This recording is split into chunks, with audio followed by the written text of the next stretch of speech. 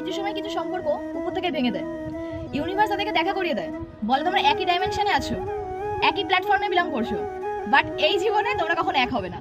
তার একটা basic reason থাকে যে ভগবান দেখা করিয়ে দেয়, দেখে যে এরা দুজন এতই পারফেক্ট হয়ে যাচ্ছে দুজনের জন্য, এরা একসঙ্গে থাকলে খুব বাজে কিছু একটা করে যাবে। মানে আগুনে বসে এরকম ঘিকে রাখতে নেই, দুজনেই জ্বলে, দাও দাও করে চলে, চারিদিক ধ্বংস হয়ে যায়।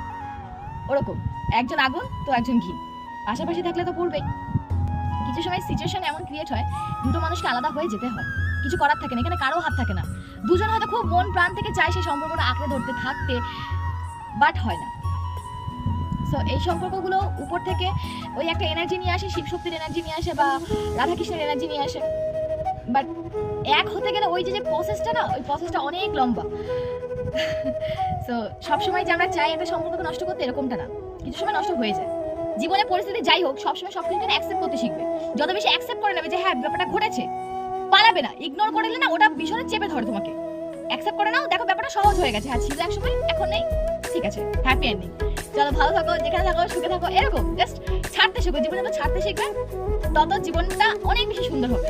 আর যদি ওটা আসার হয়তো আসবে, যদি চাই কখনো ভগবান হবে, আর তা নাহলে ওয়েবসাইট করে লাভ নেই।